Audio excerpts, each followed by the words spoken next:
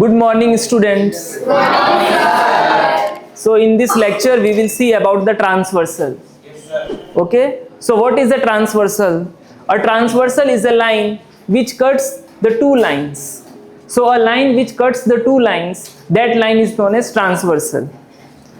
So here I am taking two lines. Suppose this is line AB and this is line CD. So if a third line intersects these two lines, then that third line is known as transversal. So this is the third line. So this third line intersecting the first two lines. This third line intersecting the first line AB at this point. And this third line also intersecting second line at this point. So this third line is known as transversal.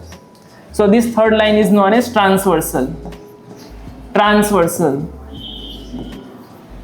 So transversal पता चला क्या होता है, यानी एक third line जो दो line को इंटरसेक्ट करे, यानी दो लाइन को कट करे, तो उस थर्ड लाइन को हम क्या बोलते हैं, ट्रांसवर्सल बोलते हैं.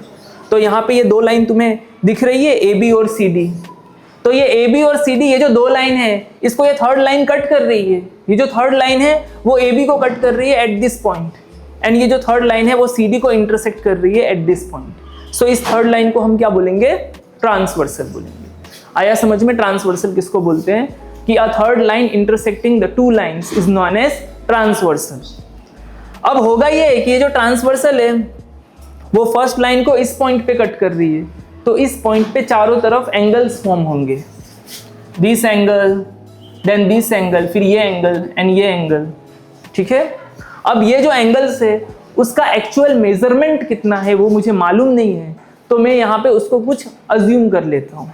जैसे मैं यहाँ पे इस एंगल को मान लेता हूँ एंगल 1, इसको एंगल 2, ये एंगल 3 और ये एंगल 4. उसी तरीके से ये जो ट्रांसवर्सल लाइन है वो सेकेंड लाइन CD को कट कर रही है एट दिस पॉइंट. तो इस पॉइंट पे भी चारों तरफ एंगल्स फॉर्म होंगे. ठीक है, ये एंगल, ये एंगल, ये एंगल, ये एंगल. अब ये जो एंगल है इसका भी एक्चुअल क्या मेजरमेंट है वो मुझे मालूम नहीं है, तो इसको भी मैं कुछ यहाँ पे मान लेता हूँ. जैसे ये वाले एंगल को मान लेता हूं एंगल 5, इस एंगल को मान लेता हूं एंगल 6, इसको एंगल 7 और इसको एंगल 8. आया समझ में यहां तक? अब देखो, अब इसमें क्या होता है कि जो ट्रांसवर्सल लाइन है उसके बहुत सारे प्रॉपर्टीज होते हैं, तो वो प्रॉपर्टीज को हम वन बाय वन डिस्कस करेंगे. ठीक है, तो जो फर्स्ट है उसे हम बोलते हैं corresponding angles. Corresponding angles, corresponding angles. So what are corresponding angle? अब corresponding angle तुम एक ट्रिक से ऐसे समझ लो, ऊपर का ऊपर और नीचे का नीचे, ऊपर का ऊपर नीचे का नीचे, उसको हम बोलेंगे corresponding angle. जैसे फॉर एग्जाम्पल ये जो लाइन ए बी है उसके ऊपर कौन सा एंगल है, एंगल 1 एंड एंगल 4. नीचे कौन सा एंगल है, एंगल 2 और एंगल 3. ये जो लाइन CD है उसके ऊपर कौन सा एंगल है, एंगल 5, एंगल 8. नीचे कौन सा एंगल है, एंगल 6 और एंगल 7. तो ऊपर का ऊपर नीचे का नीचे, ये होगा करस्पॉन्डिंग एंगल. ऊपर 1 के पोजीशन पे यहाँ पे ऊपर क्या है, 5. ऊपर 1 के पोजीशन पे यहाँ पे ऊपर 5 है. So angle 1 and angle 5 are corresponding angle.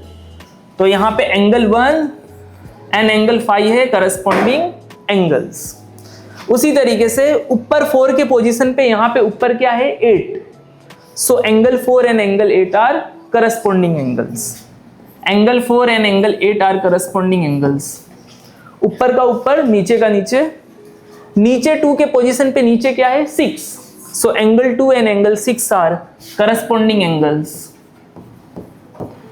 Then नीचे 3 के पोजीशन पे नीचे क्या है, 7. So angle 3 and angle 7 are corresponding angles. ठीक है, तो करस्पॉन्डिंग एंगल्स के बारे में पता चला. सीधे ऐसे याद रख लो, ऊपर का ऊपर और नीचे का नीचे. ऊपर 1 के प्लेस पे ऊपर 5 है, so 1 and 5 are corresponding angle. ऊपर 4 के प्लेस पे ऊपर 8 है, so 4 and 8 are corresponding angle. नीचे 2 के प्लेस पे नीचे 6 है, so 2 and 6 are corresponding angle. Similarly 3 and 7 are corresponding angles. आया समझ में करस्पॉन्डिंग एंगल्स. अब होता यह है कि ये जो दो लाइन है ए बी और सी डी, अगर ये दो लाइन एक दूसरे के पैरेलल होते हैं तो उस कंडीशन में दो करस्पॉन्डिंग एंगल एक दूसरे के हमेशा इक्वल होंगे। अगर ये दो लाइन एक दूसरे के पैरेलल होते हैं तो उस कंडीशन में दो करस्पॉन्डिंग एंगल हमेशा क्या होंगे, एक दूसरे के इक्वल होंगे। तो मैं ऐसा मान लेता हूं कि ये जो ए बी लाइन और जो सी डी लाइन है वो एक दूसरे के क्या है, यहाँ पे पैरेलल है। ऐसा मैं अज्यूम कर लेता हूं कि ये दोनों लाइन एक दूसरे के पैरेलल है, तो उस कंडीशन में दो करस्पॉन्डिंग एंगल हमेशा एक दूसरे के इक्वल होंगे। तो एंगल 1 किसके इक्वल होगा, एंगल 5 के। देन एंगल 4 किसके इक्वल होगा, एंगल 8 के। उसी तरीके से एंगल 2 और एंगल 6 इक्वल होंगे, एंगल 3 और एंगल 7 इक्वल होंगे। ठीक है, मेरे कहने का मतलब ये है कि अगर एंगल 1 मान लो 100 डिग्री है तो एंगल 5 भी कितना होगा, 100 डिग्री। आया समझ में? और एंगल 4 मान लो 70 डिग्री है तो एंगल 8 भी कितना होगा, 70 डिग्री। अगर ये दो लाइन पैरेलल होते हैं तो उस कंडीशन में दो करस्पॉन्डिंग एंगल हमेशा एक दूसरे के क्या होते हैं, इक्वल होते हैं। तो ये रूल तुम याद रखना। आया समझ में? और अगर ये दो लाइन पैरेलल नहीं होते, मान लो कि ये दो लाइन कुछ ऐसे होते कि फर्स्ट लाइन ऐसा है, सेकेंड लाइन ऐसा है और ये ट्रांसवर्सल है, तो इस कंडीशन में जो करस्पॉन्डिंग एंगल है वो आपस में इक्वल नहीं होंगे। आया समझ में? क्योंकि ये दो लाइन पैरेलल नहीं है ना इधर, और यहाँ पे क्या है, ये दो लाइन पैरेलल है, तो दो लाइन पैरेलल होंगे तो उस कंडीशन में करस्पॉन्डिंग एंगल हमेशा एक दूसरे के इक्वल होंगे। तो वो तुम्हें याद रखना है। ओके, चलो ये फर्स्ट प्रॉपर्टी था। अब सेकेंड प्रॉपर्टी, सेकेंड जो है जिसको हम बोलते हैं alternate interior angles. Alternate interior angles, alternate interior angles. अब इससे पहले हम ये समझ लेते हैं कि what are interior angles. Interior angles क्या होगा और एक्सटीरियर एंगल्स क्या होगा वो हम पहले समझ लेते हैं। तो देखो, ये जो दो लाइन है ना ए बी और सी डी, इसके अंदर जो एंगल तुम्हें दिख रहा है ना वो इंटीरियर एंगल है। तो ए बी और सी डी के अंदर कौन सा एंगल दिख रहा है, ये एंगल्स दिख रहे हैं, angle 2, angle 3, angle 5, angle 8। So angle 2, angle 3, angle 5, angle 8, this 4 angles are interior angles. तो इसको हम बोलेंगे इंटीरियर एंगल्स। Interior angles. और ये जो दो लाइन है ए बी और सी डी, इसके बाहर जो एंगल तुम्हें दिख रहा है दैट आर एक्सटीरियर एंगल्स। तो ए बी और सी डी, इसके ऊपर कौन सा एंगल दिख रहा है, 1, 4, 6, 7। So angle 1, angle 4 and angle 6 and angle 7, these are exterior angles. तो ये कौन सा एंगल है, एक्सटीरियर एंगल्स। Exterior angles. आया समझ में ये कि ये जो दो लाइन है ए बी और सी डी, इसके अंदर जो एंगल है that are interior angles. Interior angles are angle 2, angle 3, angle 5, angle 8। और ये जो दो लाइन है ए बी सी डी, इसके बाहर जो एंगल दिख रहा है that are exterior angle. Angle 1, angle 4, angle 6 and angle 7 are exterior angles. ये समझ में आया? Now what are alternate interior angles. तो अल्टरनेट इंटीरियर एंगल्स, ऐसा मान लो कि जो इंटीरियर एंगल्स जो क्रॉस में होगा वो अल्टरनेट इंटीरियर एंगल होगा। जो इंटीरियर एंगल क्रॉस में होगा वो अल्टरनेट इंटीरियर एंगल होगा। जैसे देखो, अब ये जो इंटीरियर एंगल 2 है, इसके क्रॉस में कौन सा इंटीरियर एंगल है, 8। मतलब ये 2 के क्रॉस में देखो, 2 के क्रॉस में कौन है, 8। तो इंटीरियर एंगल 2 के क्रॉस में कौन सा इंटीरियर एंगल है, 8। So angle 2 and angle 8 are alternate interior angles. Angle 2 and angle 8 are alternate interior angles. Similarly interior angle 3 के क्रॉस में कौन सा इंटीरियर एंगल है, 5। So angle 3 and angle 5 are alternate interior angles. Angle 3 and angle 5 are alternate interior angles. समझ में आया? जो interior angle cross में होंगे उसे हम अल्टरनेट इंटीरियर एंगल्स बोलेंगे। तो इंटीरियर एंगल 2 के क्रॉस में इंटीरियर एंगल 8 है, so angle 2 and angle 8 are alternate interior angles. And interior angle 3 के क्रॉस में इंटीरियर एंगल 5 है, so angle 3 and angle 5 are alternate interior angles. आया समझ में ये? अब होता ये है कि अगर ये दो लाइन पैरेलल है, ये ए बी और सी डी, ये दो लाइन अगर पैरेलल है तो उस कंडीशन में दो अल्टरनेट इंटीरियर एंगल हमेशा एक दूसरे के इक्वल होते हैं। तो ये भी तुम्हें याद रखना है। ओके, तो मैंने यहाँ पे माना है कि AB और CD ये दो लाइन पैरेलल है, तो इस कंडीशन में ये दो अल्टरनेट इंटीरियर एंगल हमेशा क्या होंगे, एक दूसरे के इक्वल होंगे।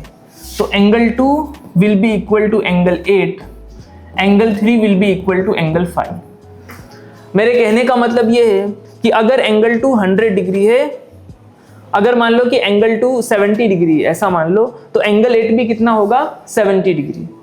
एंगल 3 मान लो अगर 100 डिग्री है, तो एंगल 5 भी कितना होगा, 100 डिग्री। आया समझ में?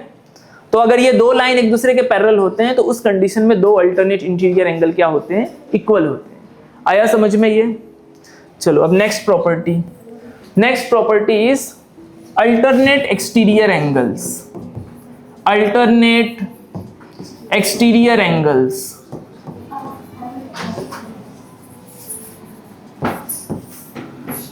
अब अल्टरनेट एक्सटीरियर एंगल का मतलब ये होता है कि जो एक्सटीरियर एंगल क्रॉस में होंगे that are alternate exterior angle.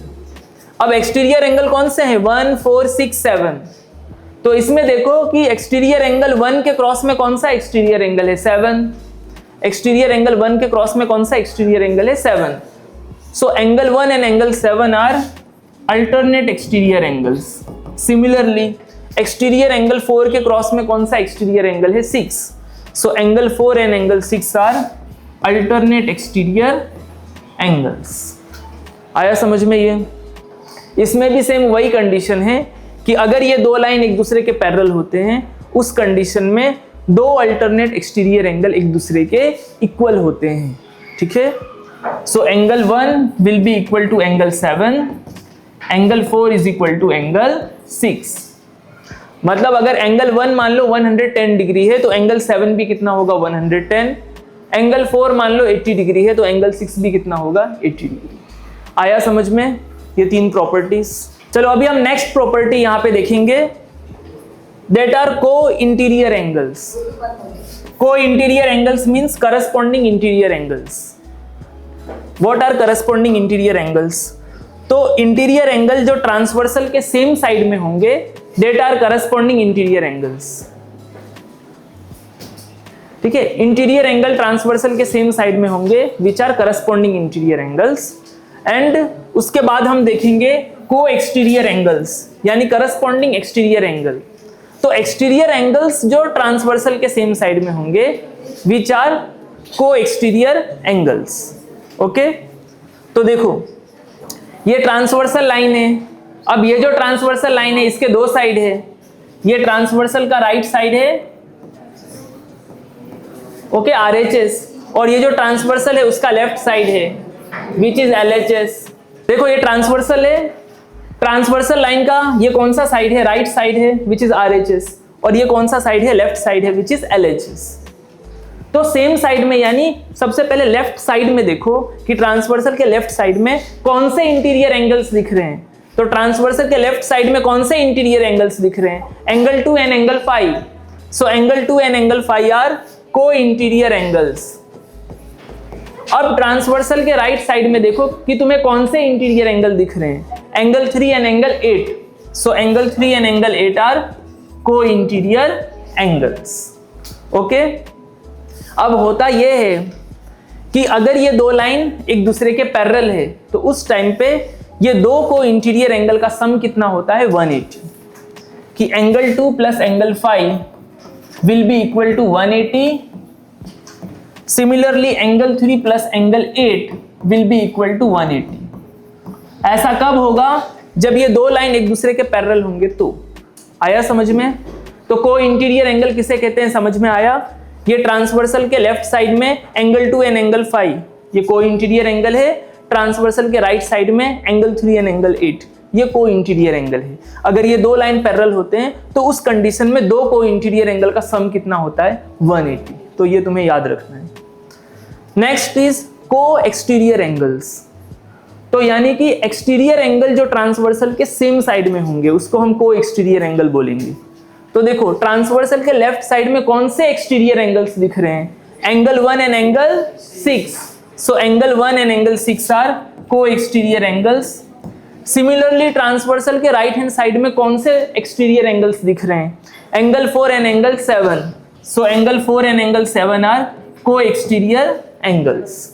अब उसमें भी वही है कंडीशन कि अगर ये दो लाइन पैरेलल होते हैं तो उस टाइम पे दो को एक्सटीरियर एंगल का सम कितना होता है 180, कि angle 1 plus angle 6 will be equal to 180, angle 4 plus angle 7 will be equal to 180। चलो समझ में आया? Thank you.